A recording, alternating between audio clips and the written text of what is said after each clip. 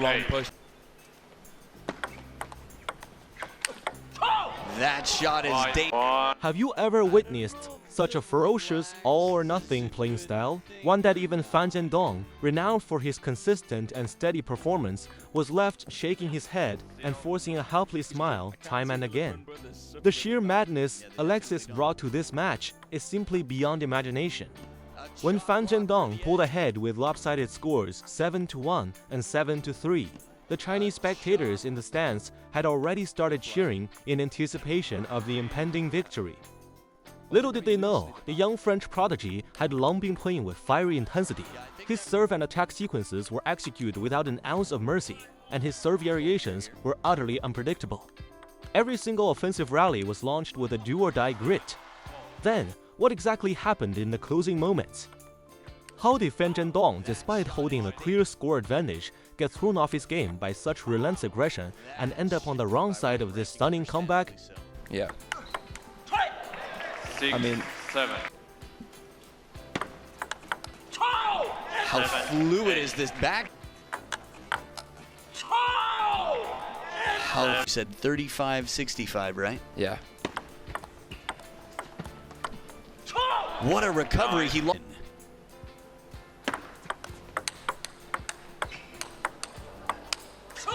Looking at the situation of the first game, Alexis obviously made targeted preparations before the match. He did not engage in the usual multi-shot rallies with Fan Zhendong, but instead focused heavily on the first 3 strokes. The chop block and the residuals.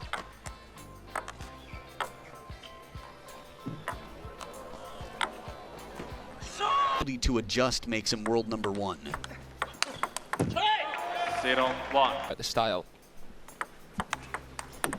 Like this shot here.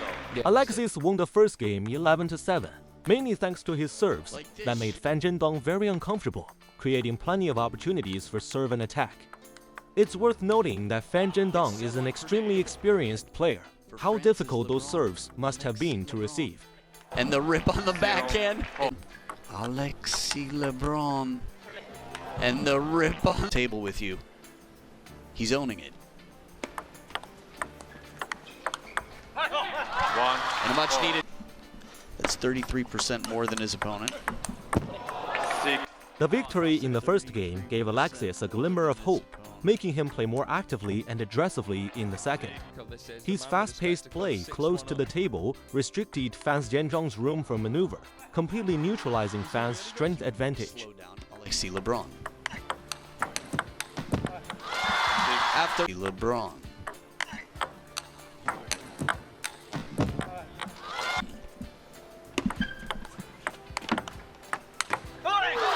This last one deep. Slower and spinnier. Something that Alexis could overthink.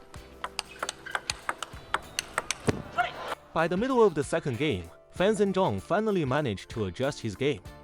He focused more on his receive, took the initiative to slow down the pace, and increased his control over the short balls on the table.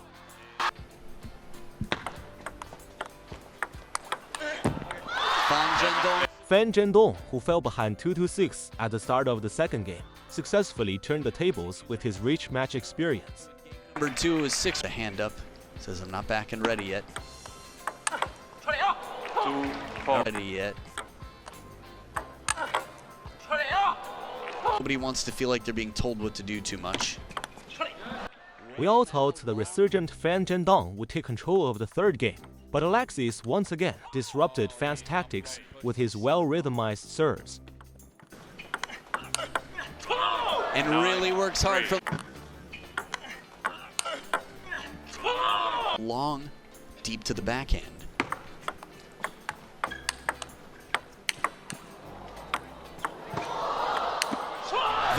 Once he got into his groove, Alexis was nothing short of an all-round powerhouse, sharp as attack on offense and as solid as a rock on defense. 5.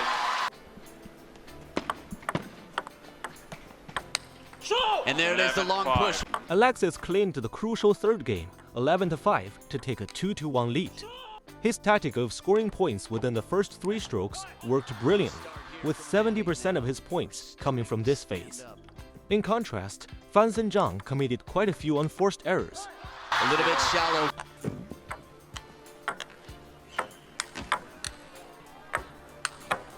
Going back so much, but still.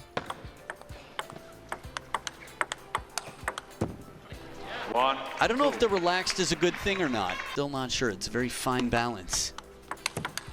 With his back against the wall, Fan Zhendong reverted to his signature serve and attack and short table control, suppressing his opponent's pace with high-quality returns. Chop block attempted, but this can't afford to keep it close. This sharp style of control and aggressive play is the vintage Fan Zhendong we all know. But we felt that way in game 2.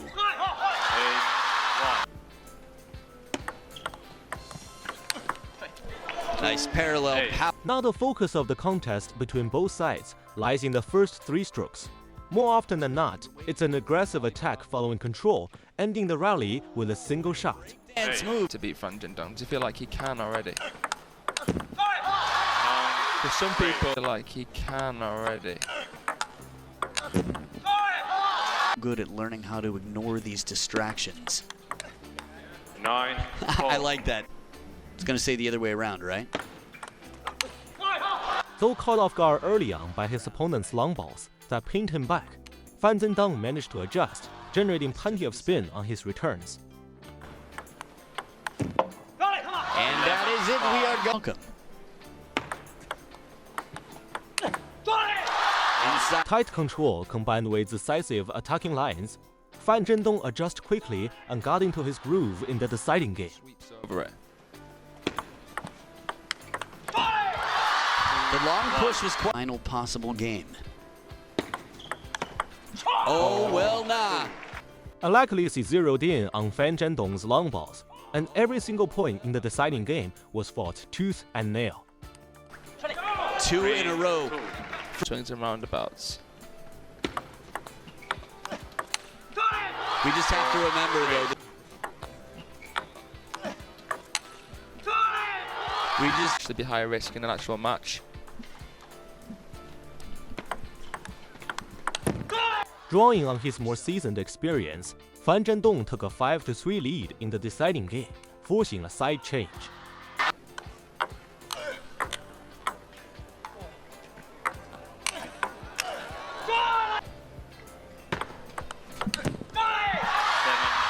might be expecting here. When Fan Zhendong took a commanding 7-3 lead in the deciding game, the audience thought the match was all but settled. Such a big gap, coupled with fans' sheer ability. But right at that moment, the tide quietly turned. 5-7.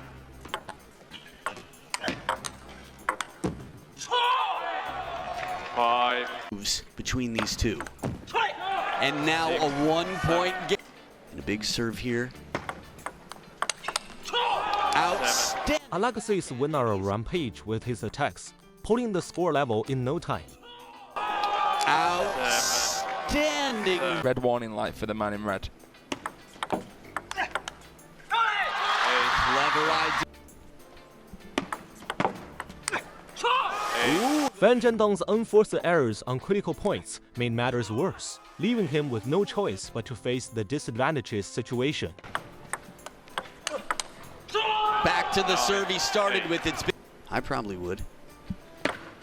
But that's why I'm not. But that's why I'm. In the end, Alexis defeated Fan Zhendong 3-2. This was a landmark match in his career and also the first time he had beaten Fan Zhendong.